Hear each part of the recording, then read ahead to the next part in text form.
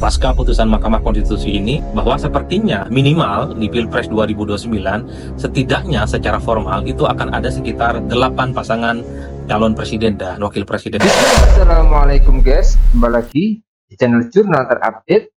Oke guys, ini sangat mengejutkan. Di Pilpres 2029 Adi Praitno memprediksi akan ada sekitar 8 capres dan cawapres yang akan siap meramaikan bursa Pilpres di tahun 2029 guys. Jadi tak perlu berlama-lama, langsung saja kita simak bersama-sama bagaimana analisa dari pengamat politik Adi Praitno soal ini guys. Bismillah. Jadi kalau kita mau berdiskusi terkait dengan pasca putusan Mahkamah Konstitusi ini dan kita menghitung di atas kertas bahwa sepertinya minimal di Pilpres 2029 setidaknya secara formal itu akan ada sekitar 8 pasangan calon presiden dan wakil presiden. Lalu dari mana kalkulasinya? Tentu itu didasarkan atas 8 partai politik yang lolos ke parlemen 2024. Jadi 8 partai ini kalau kita mengacu pada putusan Mahkamah Konstitusi itu otomatis punya tiket untuk mencalonkan diri sebagai calon presiden dan calon wakil presiden. Siapa mereka? Ya tentu kalau kita hitung satu persatu ya pastinya yang hampir bisa dipastikan maju itu adalah Prabowo Subianto, Ketua Umum Gerindra dan saat ini adalah Presiden definitif. Lalu siapa lagi? Ada PDIP. Tentu PDIP punya intensi untuk memajukan jagoan mereka maju di Pilpres. Sudah menjadi tradisi di PDIP sejak 2004 sampai 2024. PDIP itu sangat terbiasa mengusung kader mereka untuk bertanding. Ya, yang paling dekat saat ini dengan PDIP yang selalu disebut namanya adalah Puan Maharani. Atau mungkin nama-nama lain yang nantinya akan disepakati. Lalu Golkar, per hari ini kalau kita melihat Golkar ya tentu ketua umum mereka, Bahlil Lahadalia. Kalau Bahlil tetap menjadi ketua umum misalnya sampai 5 tahun yang akan datang, bukan tidak mungkin Bahlil lah yang akan maju atau siapapun nantinya yang akan diusung oleh Golkar. Setelah itu tentu adalah Muhaimin Iskandar, the one and only sosok yang nyaris tidak pernah tergantikan di PKB. Itu juga potensial maju tuh dan tiketnya juga ada. Setelah itu ada Nasdem. Ya mungkin ya Surya Paloh tertarik maju Pilpres atau siapapun nanti yang akan diusung oleh Nasdem. Siapa tahu nama Anies Baswedan akan kembali diusung ya. Mengingat Nasdem sudah punya golden ticket untuk maju di Pilpres 2029. Setelah itu siapa? Ada Partai Amanat Nasional, ketua umum mereka Zulkifli Hasan, saya kira profiling politiknya mantap dan sangat layak untuk bisa maju, kira-kira begitu.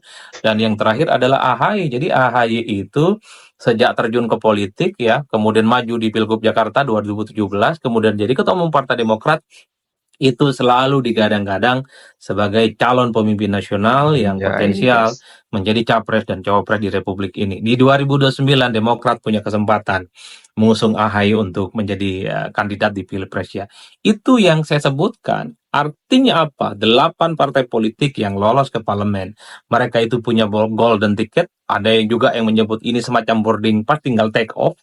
Kira-kira begitu untuk bisa maju. Dan saya kira ketua umum partai ataupun elit-elit partai ini harus memanfaatkan ini dengan baik ya.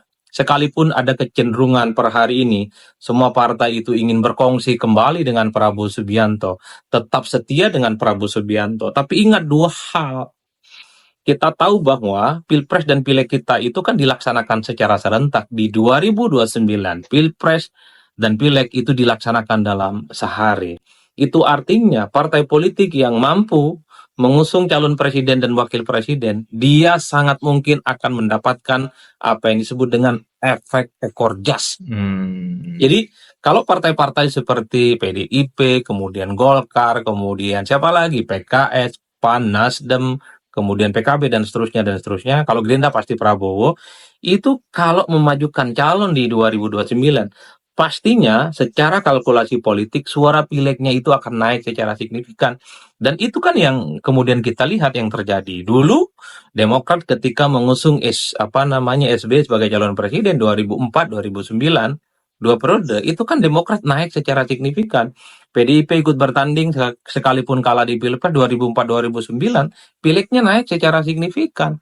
Apalagi PDIP kan ketika mengusung Jokowi 2014-2019, pilegnya juga naik secara signifikan. Begitupun dengan Gerindra. ketika Prabowo ikut bertanding sejak 2009, 2014, 2019, 2024 kan kita tahu suaranya naik secara signifikan. Bahkan yang teranyar yang bisa kita raba itu adalah suara Nasdem, suara PKB, dan suara PKS itu kan naik secara signifikan. Ya. Setelah partai ini misalnya mengusung Muhaimin Iskandar dan kemudian mengusung Anies Baswedan.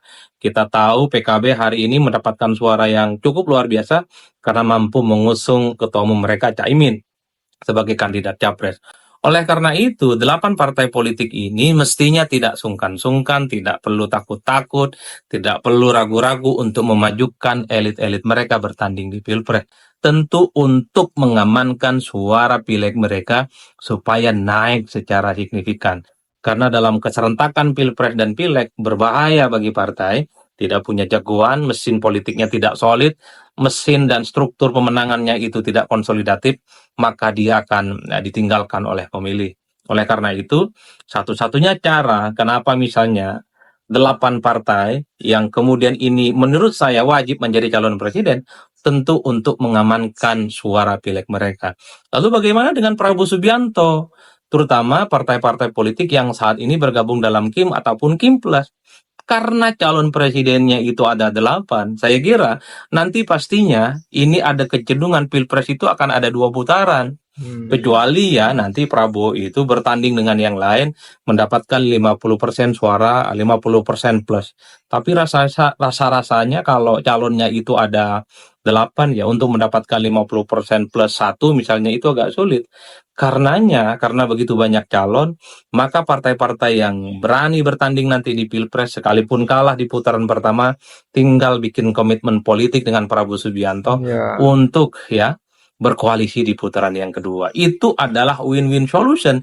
Pileg aman, Pilpres juga aman. Oleh karena itu bagi saya sangat sayang kalau kemudian partai politik melewatkan momen-momen emas di mana gembok soal ambang batas presiden ditiadakan, tapi partai-partai ini tidak berani untuk ya memajukan kader-kader terbaik mereka sebagai calon presiden dan wakil presiden. Dan yang paling terakhir, setahu saya, partai itu kan menjadi penting mengusung kader mereka untuk bertanding. Ya, Tentu ini. tujuannya adalah kalah dan menang, jadi presiden ataupun menang sebagai wakil presiden. Kalaupun toh kalah secara politik, ada bonus yang didapatkan oleh partai. Kalau berani mengusung kader mereka, apa bonusnya? Ya tentu adalah penokohan. Rata-rata mantan-mantan calon presiden, rata-rata mantan calon wakil presiden itu kan dikenal sebagai sosok yang selalu dikait-kaitkan dengan sosok yang sudah dianggap layak sebagai pemimpin nasional. Jadi sekalipun sudah kalah di Pilpres, tak lagi jadi presiden, kalah misalnya di Pilpres, tak jadi presiden dan tak jadi wakil presiden.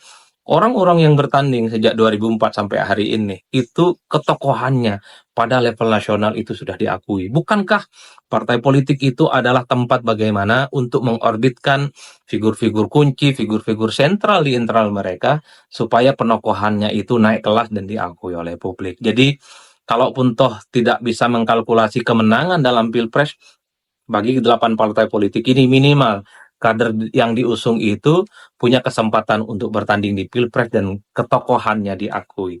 Dan yang paling penting bagi saya, ketua umum partai, elit-elit kunci di partai, mimpi terbesar mereka itu pastinya ingin merasakan bagaimana dahsyatnya, bagaimana merasakan sensasinya menjadi calon presiden dan wakil presiden di Republik ini. Ini guys, keren. Itulah yang saya selalu mengatakan, untuk apa bikin partai politik? Untuk apa ribut-ribut berebut jadi ketua umum partai, sekjen partai, orang penting di partai? Kalau tidak berani mencalonkan diri sebagai calon presiden dan calon wakil presiden. Hal-hal lain takut kalah dan terusnya saya kira agak gampang untuk dibantah. Sudah menjadi tradisi di negara kita, kalau yang kalah biasanya dirangkul. Iya kan? Ataupun kalaupun toh kalah minimal dia diakui sebagai pemimpin bangsa di Republik ini. Jadi, come on, partai-partai politik minimal yang 8 partai ini, jadikanlah ini sebagai kesempatan emas untuk memajukan calon presiden dan wakil presiden. Minimal untuk mengamankan kepentingan pileg mereka di masa-masa yang akan datang. Lalu kita juga akan melihat bagaimana konstelasi politik selanjutnya. Jadi partai-partai yang nggak lolos parlemen misalnya seperti PSI, seperti Perindo, seperti Hanura, Partai Umat, Gelora, PKN, dan seterusnya, siapa tahu nanti mereka itu diloloskan sebagai kontestan pemilu dan sangat mungkin mereka juga akan mengusung calon presiden dan wakil presiden. Oleh karena itu, di tengah keistimewaan setelah putusan Mahkamah Konstitusi ini, saya kira ini adalah kesempatan bagi partai memanfaatkan kesempatan mereka untuk menjadi calon presiden dan wakil presiden. Minimal mereka itu tahu bagaimana rasanya menjadi calon presiden dan wakil presiden. Sehingga Ya. kita tak lagi perlu ribut-ribut bahwa ambang batas presiden itu adalah gembok. Tak perlu lagi kita ribut-ribut misalnya soal putusan Mahkamah Konstitusi, Ini guys, soal yang batas umur dan rame seterusnya. biasanya. Per hari ini Heeh. sudah tak Hilang ada lagi sekarang. gembok itu. Per hari ini sudah zero threshold. Per hari ini tidak ada halangan-halangan apapun bagi partai politik yang lolos parlemen dan partai peserta pemilu untuk memajukan calon terbaik mereka. Jadi saya kira di situ konteksnya.